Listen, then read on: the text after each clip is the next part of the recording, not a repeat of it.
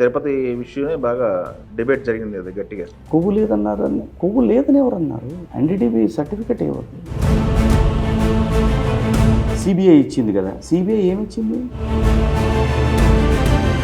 నెయ్యే లేకుండా లడ్డూలు తయారు చేసి ఇంకా డిస్కషన్ ఏంటండి? నాకు అర్థం కాలేదు. లోకేష్ గారైనా మరి అగ్రెసివ్గా ఉంటారా? చాలా వ్యవస్థలో ప్రక్షాళన జరగాల.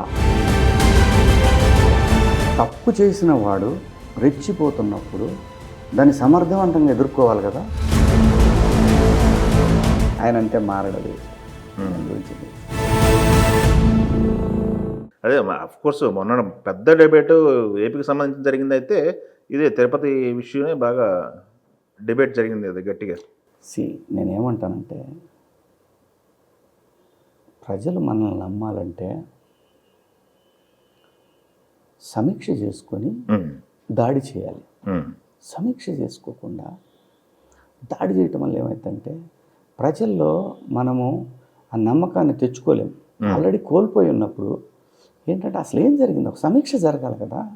అనాలిసిస్ జరగాలి కదా. దాని మీద ఒక నాయకుడు అధినాయకుడు చేసుకోవాలి కదా. కొవ్వు లేదన్నారని కొవ్వు లేదని ఎవరన్నారు? మరి ఎన్డీటీవీ సర్టిఫికెట్ ఎవరిది? ఎక్కడి నుంచి వచ్చింది అది? దాంట్లో ఉన్నాయని చెప్తున్నాయి కదా. అది కొవ్వు లేదు అన్నంత మాత్రాన ఇప్పుడు మన చట్టం ప్రకారం తుపాకీతో తిరగటం నేరం. నేను ఎవరిని కాల్చలేదు కదా అంటే, ఓకే, కల్తీ చేసినాడు నువ్వు ఏదైనా చేయొచ్చు కదా, ఏదైనా జరుగుండొచ్చు కదా. సిబిఐ ఇచ్చింది కదా, సిబిఐ ఏమిచ్చింది? అవి లేవు అని ఇచ్చింది. మరి అందులో ఎలా వచ్చింది అంటే, పూర్తి సామర్థ్యం తెలుసుకునే పరికరాలు మన దగ్గర బయటికి పంపించి కనుక్కో. ఎందుకు అంత తొందరగా ఎందుకు ఇచ్చింది రిపోర్టు? చాలా వ్యవస్థలో ప్రక్షాళన జరగాల.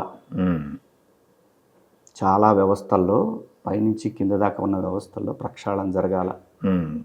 ఓకే, అరే గమ్మత్తుకుంది ఇది.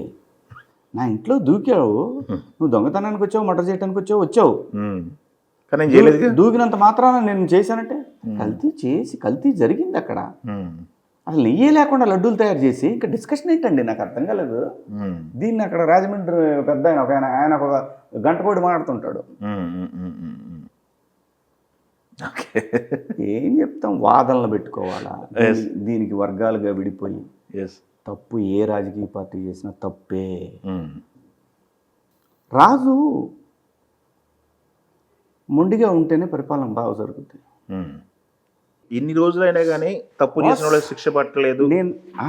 ఒకటి ఎవరైనా సరే, తండ్రి ఇప్పుడు అమెరికా లాంటి రాష్ట్రంలో ఏముంటుందంటే పిల్లల జోలు వెళ్ళకూడదు, పిల్లల్ని ఏం అనకూడదు. ఫండమెంటల్ రూల్స్ ఆ పిల్లాడికి కరెక్ట్గా చెప్తేనే కదా. అవును, ఒకసారి పరిస్థితులు రెండు పీకాల్సి వస్తాయి. ఆయన అంతే మారడం వేస్ట్. గురించి ఇప్పుడు లోకేష్ గారైనా మరి అగ్రెసివ్గా ఉంటారా? ఎవరు కూడా ఇక్కడ నువ్వు అధికారంలో ఉన్నావు కాబట్టి అందరిని తొక్కేని ఎవరు చెప్పడు. ఇక్కడ తప్పు చేసిన వాడు రెచ్చిపోతున్నప్పుడు దాన్ని సమర్థవంతంగా ఎదుర్కోవాలి కదా. తప్పు చేసి కూడా ఎంత ధైర్యంగా కొవ్వులేదు కదా, అసలు కల్తీ అయిందా అవదా, దాని గురించి మాట్లాడేటండి. అందరి దగ్గర తప్పులు ఉన్నాయి, ఒక్కళ్ళ దగ్గర కాదు. అదేమో జగన్మోహన్ రెడ్డి గారు చేశారని ఎవరు చెప్పట్లే ఇక్కడ. అదే పవన్ కళ్యాణ్ అదే చెప్పారు కదా అసెంబ్లీలో. ఎవరు చెప్పినా కూడా నేను అనేది, అధినాయకుడు అనేవాడు పిలిచి అందరితో ఒక సమావేశం ఏర్పాటు చేసుకొని డిస్కషన్ పెట్టుకొని, మనం ఇక్కడ తప్పు జరిగింది కాబట్టి ఫస్ట్ ప్రాథమికంగా ఆ టైంలో ఎవరున్నారో వాళ్ళని కొద్ది రోజులు తాత్కాలిక సస్పెన్షన్ విధించి చేస్తుంటే ప్రజలకు నమ్మకం కలుగుతుంది. అంతకుముందు తెలుగుదేశం పార్టీ అధికారంలో ఉన్నప్పుడు ఎవరు తప్పులు చేయలేదా అంటే ఎందుకు చేయలే? పోనీ ఇప్పుడు ఉన్నప్పుడు ఎవరు తప్పులు చేయలేదంటే ఎందుకు చేయట్లా? ఇది కాదు ప్రజలకు కావాల్సిందే. తప్పు జరిగితే రియాక్షన్ ఉంటుంది, పనిష్మెంట్ ఉంటుంది. తప్పు జరిగినప్పుడు ఎవరి వైపు తప్పు జరిగితే వాళ్ళు సమీక్ష చేసుకోవాలి, ప్రజలకు నమ్మకం కలిగించాలి, మీరందరూ సరైన నాయకులు అని. అది లేదు ఇక్కడ. ఇవాళ ఇందాక నువ్వు అంటున్నావు ఊర్లు పాడైపోయినాయి. అవును, ఆ విలేజ్కి వెళ్తే ఎందుకు పాడైపోయినాయి వేణు? బెల్ట్ షాపులు ఏ రాజకీయ పార్టీ అధికారులు అంటే ఆ రాజకీయ పార్టీ నాయకులు బెల్ట్ షాపులు నడుపుకుంటున్నారు. ఉమ్. కాదు కాదని ఒకళ్ళకొళ్ళు అసెంబ్లీలో ఓటరిచ్చి కొట్టుకుంటారు. అవన్నీ అబద్ధాలు. వాళ్ళు ఉన్నప్పుడు వాళ్ళు చేస్తారు, వీళ్ళ అధికారులు ఉన్నప్పుడు వీళ్ళ నాయకులు చేసుకుంటుంటారు. అమానుషమైన ప్రక్రియ ఇది. ఉమ్. బొచ్చెడున్నాయి. మీ కార్యకర్తలకి మంచి మార్గాలు చూపించాలంటే బొచ్చెడున్నాయి. ఉమ్. పల్లెకి పోతే బాధేస్తుంది. చాలా మంచిగా మాట్లాడుకునే వాళ్ళు లేరు గురు పల్లెలో. ఆరైందంటే బయట కనపడ్డావు. మందు మందు మందు మందు ఎక్కడైనా ఎక్కడైనా ఏ రాజకీయ పార్టీ అధికారంలో ఉన్న ఇక్కడ ఎవరు సుధపోసలు లేరు. బలవుతుంది ప్రజలు, యూత్, కుటుంబాలు. ఎంత అద్భుతమైన జనరేషన్. పైగా నెక్స్ట్ 10 yearsలో ఈ దేశంలో అత్యధికంగా వృద్ధులు ఉండబోతుంది ఆంధ్రప్రదేశ్లో. ఏం చెప్తావు గురు? ఏం చెప్తావు చెప్పు. మిగిలిపోయింది. కొంతమంది ఫారెన్ వెళ్ళిపోయారు, కొంతమంది బెంగళూరు, కొంతమంది హైదరాబాద్. వదిలే వేణు, నాకు వద్దు, ఇది వద్దు నాకు. సినిమాల గురించి అడుగు. ఓకే. ఎవరు అందరికీ పవరే కావాలి వేణు ఇక్కడ. ఎవరిని మనం అందరికీ పవర్ కావాలంతే. ఒక్కొక్కళ్ళు ఒక స్టైల్లో ఫంక్షన్ చేస్తుంటారు. వద్దు. నాకు వైసీపీ వాళ్ళు శత్రువులు కాదు, తెలుగుదేశం వాళ్ళు శత్రువులు కాదు. ప్రజలకి ఎవరు అన్యాయం చేసినా ఎవరు మంచివాళ్ళు కాదు, అంతవరకే. నాకు ఏ పార్టీలతో కూడా నాకు వద్దు, నాకు సంబంధం లేదు. ఓకే.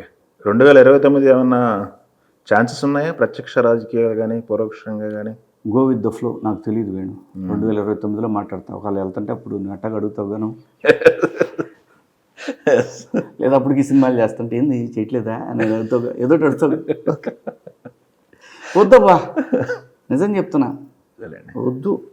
అదే అంటే నేను అనేది డిస్టర్బ్ ఏ అవుతుంది. దేశాన్నైనా మార్చగలిగేది ఒక నాయకుడు మాత్రమే.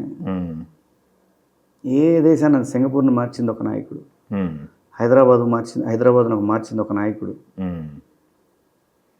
ఈ దేశంలో విపరీతమైన సాంకేతిక విప్లవం తీసుకొచ్చింది ఒక నాయకుడు. ఇవాళ ప్రపంచ దేశాల మీద ఒక ఒక సిగ్నేచర్ అయితే గీశాడు. ఏమన్నా కానీ అది ఎంతవరకన్నా కానీ ఒక నాయకుడు. అట్లా నేను అనేది ఏ దేశాన్నైనా మార్చగలిగిన నాయకుడే, ఏ రాష్ట్రాన్నైనా మార్చగలిగిన నాయకుడే. అది ఎందుకంటే వీళ్ళందరూ చచ్చిపోతారు. తర్వాత ఉండేది ఎవరంటే మన వాళ్ళందరూ ఉంటారు. ఒకసారి సమీక్ష చేసుకోవాలి అంతరాత్మతోటి. ఏం చేస్తాం మనం పోయిన తర్వాత, ఏం చేయాలి ఇదంతా. సరే, సినిమాల గురించి మాట్లాడుకుందాం. ఓకే. డిస్టర్బ్ అవుతున్నారు తలుచుకుంటే. అయితే నాకు నేను పల్లెల నుంచి వచ్చినండి.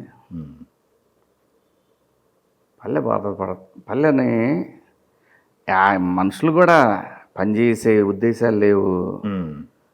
ఈ హైదరాబాద్ వచ్చైనా సరే టీ కోర్ట్లో లేకపోతే అంటే ఫుడ్ కోర్ట్లో పెట్టుకుని బతుకుదాం అనుకుంటున్నారు. ఎకరాలు ఉన్నవాళ్ళు కూడా. మనిషి అంటే అక్కడ దొరకట్లేదు కాదు, వ్యవసాయం చేసేవాళ్ళు దొరకట్లేదు కాదు, మనిషి బద్దకస్తుడైపోయాడు. పనిచేసే ఇంట్రెస్ట్ లేదు. ఓకే. వాళ్ళు పని చేయాలనుకుంటే కూడా నీడపొట్టనే చేయాలి, ఎండొద్దు. వద్దులే. ఓకే.